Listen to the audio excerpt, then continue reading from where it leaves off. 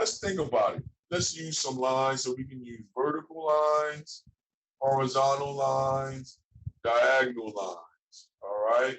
Either way you want to do this. If you can see that little rubric I put on the side there.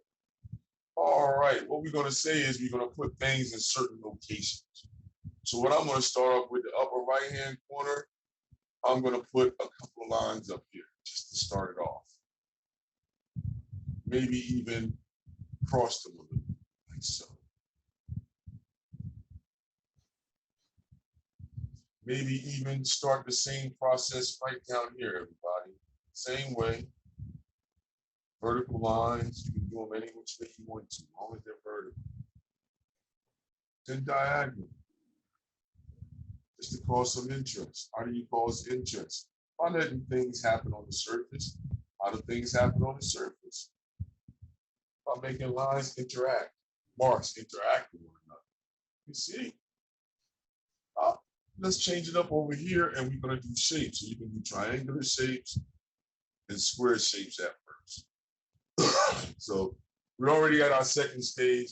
What I would say is, I'm going to put a bunch of little small triangles. You can put them smaller, bigger, however you want. Make them a cluster. Make them a cluster of triangles. See that? Yep. All right. Now, why not the same thing with rectangles? Make them converge and overlap one another. Leave the back end open, almost like it's like a safety pin. And let them connect. If it touches your other design, let it touch or go through or go behind. See what's happening to the board, everybody? They being included? Yep. Yeah.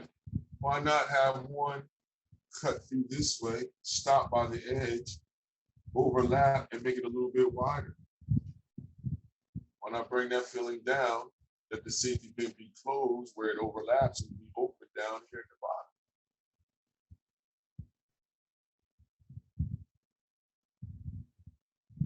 Yeah. What else could you add in there? Let's go for something curvilinear. Got a lot of angles. What you think, Nadine? Something curved, something round, break up, angular, movement. So then why not? I'm gonna put a circle right here at the bottom left-hand corner just to start things off. And then now we can put a bunch of little smaller ones just leading somewhere. I don't know. Let it go where your pieces are going to go. Let the bubbles, if they are bubbles, overlap. Smaller ones. Let them converge in the middle. Don't you think that'll bring some interest? Absolutely. Yeah, you see? So now I'm not making them overlap one another. I'm acting as if the bubbles went behind or the circles went behind that stuff and to go right through the seam. Now, some of you may question, where is this coming from? What happens? Is abstraction dead like David Hockney is saying? I don't know. Let's look at it. Think about it, everybody. This is a free-floating abstraction based upon things that I've probably seen before, that I'm just having fun with you guys right now to talk about how to make an abstract piece or an existential piece. But this time, once again, with a little bit of focus. What else could you add in there? Come on, Nadine. What else could you add in there? Squiggly lines. With what purpose, though? For movement. Movement where? See how this works? Mm-hmm. Are you going to overlap elements or tuck that squiggly line behind? I think tuck it behind. You can go for it. Either which way you do it. The curvilinear is always going to be something that can come in to break up things. The way I would do it is I would start probably from the middle.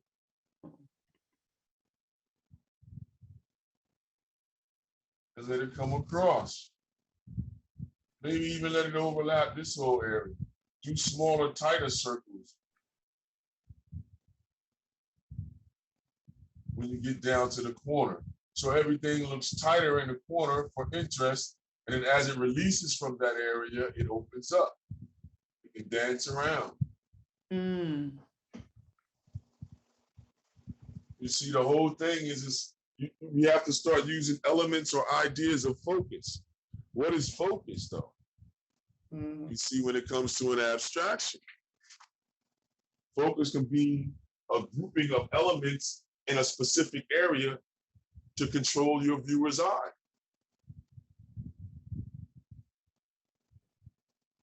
You see, I'm still on the marker board. I haven't transitioned to the paper yet. You see, so let's put our third element up there on how we're doing a basic abstraction. You can do the same thing. The whole thing that controls this too is the thought process. Think about it. The reason why an individual like David Hockney would say that abstraction is dead because he feels as if nobody's saying it. Just think about it, everybody. You look around the art world, the world now, the art world, and we have all this stuff going on, pandemics, fights over civil liberties, fights over economic prowess. All this stuff is going on right now. The computer is transferring and upgrading society. It's taking the chance to talk about these things. See, abstraction is not always just a fart. Right now, we're doing a controlled fart, as I call it.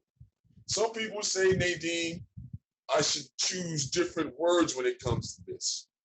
But I say, because one lady said that I was possibly kind of showing an ignorance, but I said, how am I showing an ignorance if I'm showing you how to release? Right. And giving you an example of a release that we all do together. Unifiably, we know what that release is. So if you release like that on the paper, you get the idea. So I'm not going to change that. I guess I have to sound like I'm an underling or a neophyte or whatever the case may be. But I know we're going to get some interesting stuff. Ain't that right? Right. So our first element was angular lines. Our second element was angular shapes. Our third element was curvilinear shapes. We used the circle. Right. See? Our fourth element was the squiggly line. Almost like the Etch-a-Sketch line. So we can tuck it in the back and in the front.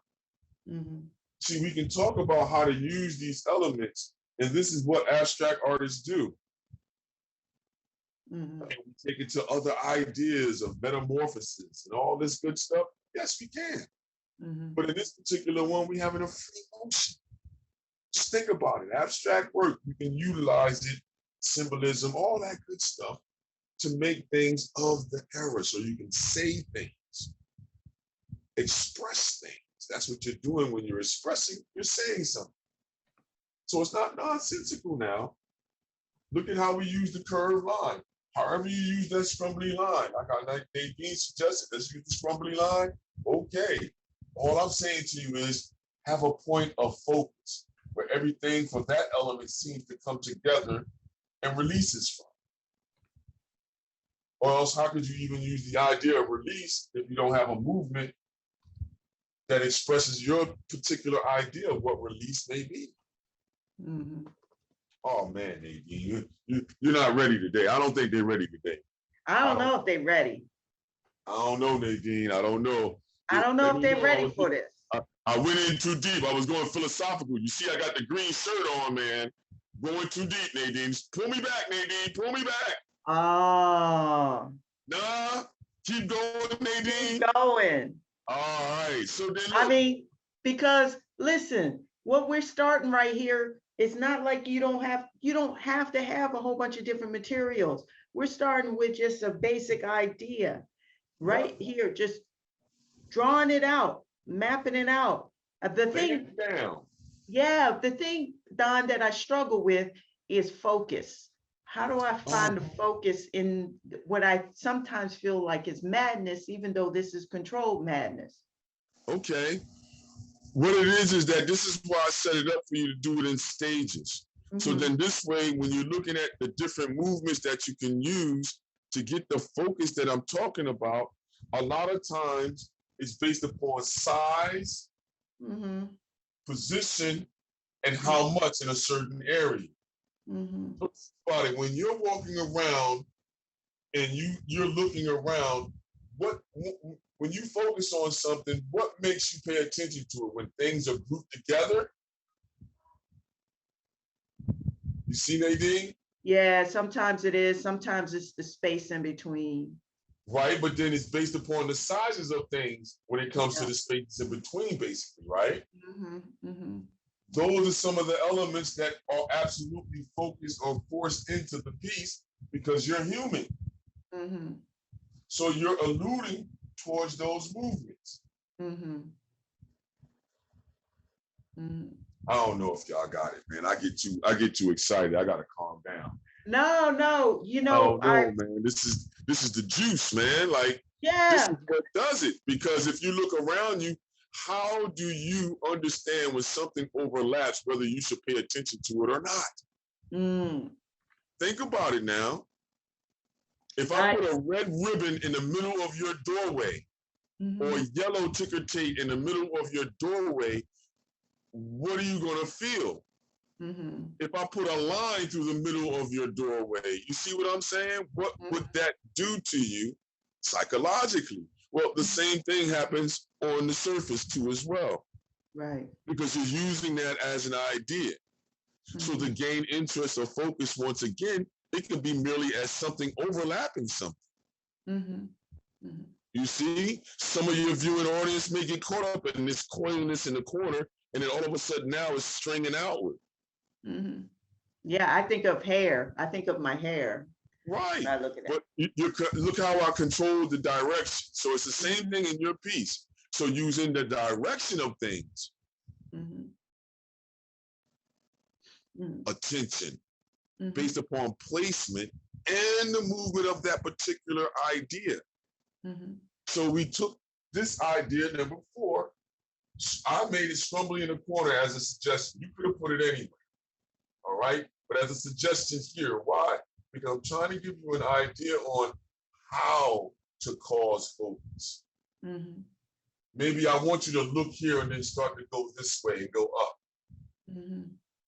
Do I want you to come back down? I may have to do something else. Well, just for placing it out, I think that's good enough. Now we have to consider the color. Mm-hmm.